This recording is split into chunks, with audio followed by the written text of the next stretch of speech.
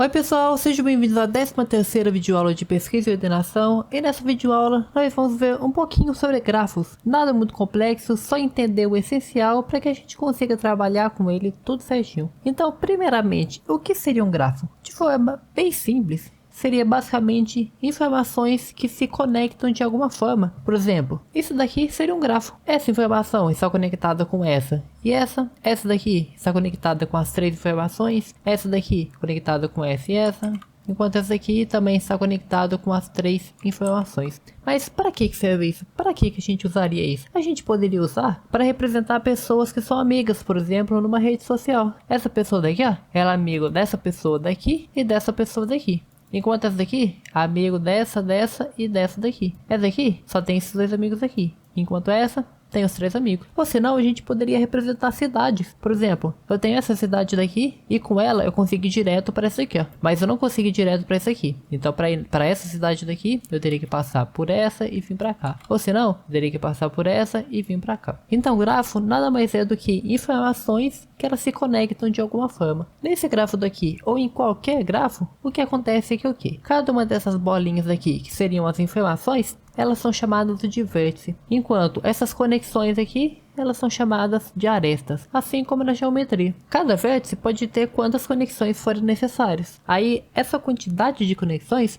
nós chamamos de ordem. Então, por exemplo, esse vértice daqui, ó, ele tem ordem 2. Por quê? Porque ele tem duas conexões, tá vendo? Enquanto esse aqui, ele tem ordem 3, porque ele tem 3 conexões. Ah, um detalhe também é que nada impede de o vértice estar conectado nele mesmo. Nada impede que isso aqui aconteça. Um grafo conectado assim mesmo pode não fazer tanto sentido se a gente for pensar em pessoas que são amigas numa rede social, né? Só que a gente poderia pensar que isso aqui é um site. Por exemplo, esse aqui é a página inicial. Na página inicial eu tenho um link que leva para essa página daqui e o link que leva para essa página daqui. Só que na página inicial, às vezes fica uma logo no cantinho assim e tudo mais. Quando a gente aperta nessa logo, ela volta para o mesmo lugar. Do tipo, é como um botão que leva para o mesmo site. Então é um site que leva para si mesmo. Isso seria um exemplo. Ou se não, se fossem cidades, eu poderia sair da cidade, passar por um rumo e depois voltar para ela mesmo. Como se fosse tipo uma trilha ou um caminho qualquer. E toda conexão de um vértice nele mesmo, a gente chama isso aqui de laço. Enquanto isso, dois vértices que estão conectados, a gente fala que eles são adjacentes. Então, por exemplo, esses dois vértices daqui, ó, eles são adjacentes, porque eles estão conectados um no outro. Enquanto esse e esse daqui,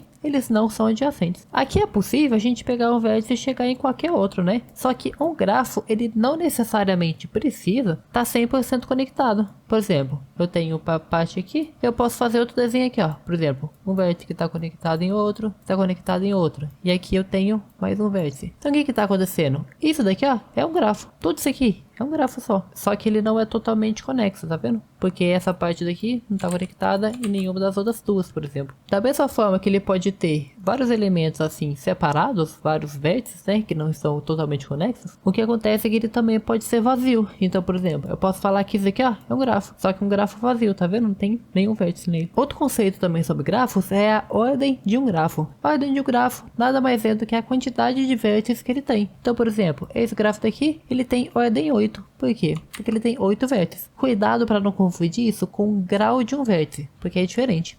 Ordem de um grafo, quantidade de vértices. Grau de um vértice, quantas arestas tem sobre ele. Então o grau desse vértice daqui é 2. E o que acontece então? Falando sobre grau de um vértice, o que acontece é que o quê? Se um grafo, todos os vértices têm o mesmo grau, a gente chama esse grafo de regular. Então, por exemplo, esse grafo daqui, ó, vamos fazer a conexão dessa forma daqui, ó, e apagar essa parte daqui, ó. Esse grafo daqui, ele é regular. Por quê? Todos os vértices têm a mesma ordem. Então todos os vértices tem ordem 2. Então esse grafo daqui é regular. Outro tipo de grafo também seria o tipo de grafo completo. O completo é o que? Todos os vértices são adjacentes. Então, se eu pegar esse grafo daqui, fazer essa conexão daqui, ó, o que acontece é que esse grafo daqui então é um grafo completo, porque todos os vértices têm conexão com todos os vértices. Todos os vértices então são adjacentes. Outra coisa que se você for pesquisar sobre grafos, você consegue encontrar é o termo multigrafo. O multigrafo nada mais é do que um grafo que dois vértices têm mais de uma conexão. Então se eu pegar aqui, ó, esses dois vértices aqui e fazer assim, ó, eu conectei ele mais de uma vez, isso aqui agora virou um multigrafo. Então se dois vértices têm mais do que uma conexão, isso é um multigrafo. E aqui, o tempo inteiro, a gente só trabalhou, a gente só fez desenho aqui, né, com grafo simples. O que é um grafo simples? Não tem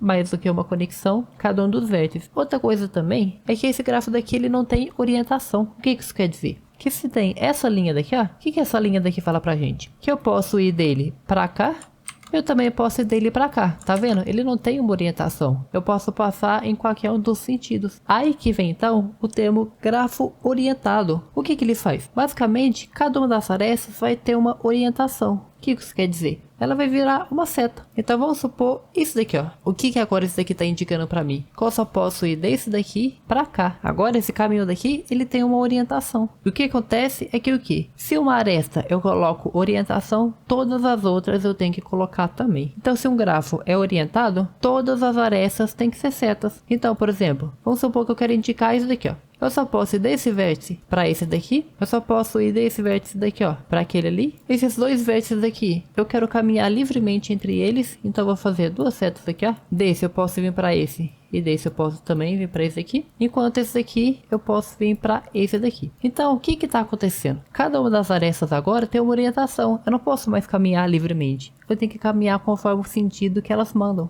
Então eu não posso vir desse para esse daqui, ó, porque o caminho aqui, ó, ele não me permite. Só que olha aqui que interessante. Esse daqui, ó, nenhum pode ir para ele. Ele que basicamente tá mandando algo para todo mundo. Então dele eu posso ir para esse, desse eu também posso ir para esse, só que eu não posso chegar nele de forma nenhuma. Então se o vértice ele basicamente só tá mandando coisas, só posso sair dele para alguma outra coisa, a gente chama esse vértice daqui de fonte, porque ele tá servindo como se fosse uma fonte, né? Dele eu posso sair dele e vir para qualquer outro lugar. Ele tá como se fosse despejando coisa, ele tá dando coisa. Enquanto esse daqui, olha aqui, ó, ele só pode receber, né? Só podem ir dos outros para ele. Dele não pode ir para lugar nenhum, como se ele fosse realmente um buraco negro, né? Ele estivesse sugando tudo. Então esse vértice daqui a gente vai chamar ele de sumidouro. E agora que o grafo é orientado, como que vai funcionar os graus de um vértice? Aí agora a gente só vai ter que separar entre graus de saída e grau de entrada. Então, qual que é o grau de entrada nesse daqui? Desse vértice, ele não está recebendo nenhuma. Então, o grau de entrada dele é 0. Qual que é o grau de saída? É 2, porque ele está saindo 2 aqui dele, ó. 2 ligações. E desse daqui? O grau de entrada dele é 2, ele está recebendo 2. E o grau de saída dele é 1. Esse daqui, o grau de entrada é 1, o grau de saída é 2. Enquanto esse daqui, o grau de saída é 0 e o grau de entrada é 2. Agora voltando a grafos que não são orientados, o que acontece é que o que? A gente no começo lá da videoaula, a gente viu que a gente poderia usar isso aqui para representar como se fossem cidades. Então vamos supor que essa daqui é uma região bem simples, que tem 5 cidades conectadas. Só que eu não consigo ir dessa cidade para essa cidade daqui. Então o que eu poderia fazer? Eu poderia achar um caminho entre elas, mas como que eu vou achar esse caminho? Observando o gráfico. Então, por exemplo, eu posso ir dessa cidade para essa daqui, depois para ela. Eu posso ir para esse daqui, depois essa e essa. Eu posso pegar infinitos caminhos, inclusive até repetindo cidade, né? Eu venho dessa para essa aqui, depois volto para cá, volto para cá e depois eu venho para ela. Eu tenho infinitos caminhos, né? Só que o que acontece é que o que? A gente só chama o caminho de simples quando ele não repete nenhum vértice. Então se eu venho desse para essa cidade e essa cidade, não repete nenhum vértice. Perfeito.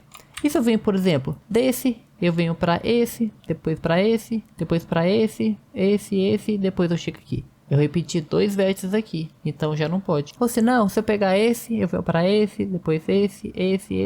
Eu repeti um vértice só. Mesmo assim, não é um caminho simples. E como a gente tem infinitos caminhos, sempre um desses caminhos vai ser o menor caminho possível, né? E como que a gente vai descobrir esse menor caminho? Aqui é fácil, né? A gente só vai andar 2 vezes, seja esse ou esse daqui, né? Tô andando 2 vezes só. Só que e se eu tivesse isso num código? Como que eu vou fazer um código pensar isso? O código descobrir o menor caminho. Aí é uma coisa que a gente vai estudar pouquinho mais pra frente. Outro detalhe também é que a gente pode ter um ciclo aqui, né? Um ciclo nada mais é do que um caminho fechado que se repete, né? Então se eu pegar essa cidade, vim pra cá e pra cá, eu volto pra ela aqui, ó, eu tenho um ciclo, eu posso ficar repetindo aqui infinitamente. Só que aqui, o que acontece é que o que? Esse desenho daqui, os caminhos estão tudo muito simples, não é? E se eu então colocar o tamanho de cada uma dessas estradas? E se eu falar, essa estrada daqui, ela vale 10 km, essa daqui vale também 10 km, essa daqui vale 20, essa daqui vale 5, enquanto essa vale 1, 1 e 1. Então, o que está acontecendo acontecendo aqui? Agora, esse grafo daqui ele não é mais um simples grafo. Ele é o que nós chamamos de grafo ponderado, porque cada uma das arestas tem peso. Esse peso pode ser qualquer coisa. Nesse exemplo daqui, esse peso ele simboliza o tamanho dessa estrada. Agora já mudou o problema, né? Qual que é o caminho mais curto dessa cidade até essa cidade daqui? Agora é diferente, né? O caminho mais curto seria o quê? Eu venho pra cá, andei 1 km. Venho pra cá, andei 2 km.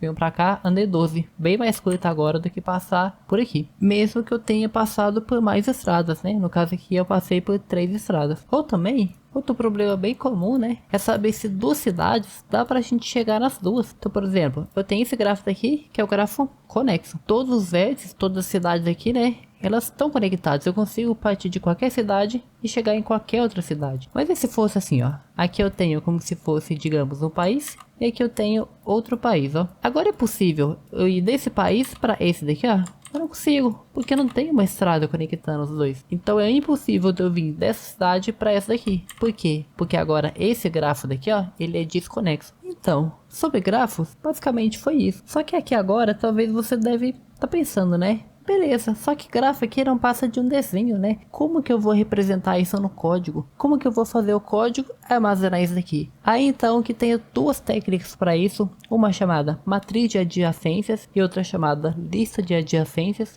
que a gente vai ver nas próximas 2 videoaulas. Então, qualquer dúvida que tenha ficado sobre grafos, pode deixar aí nos comentários que eu vou estar tentando responder todo mundo. Dito isso, até a próxima videoaula.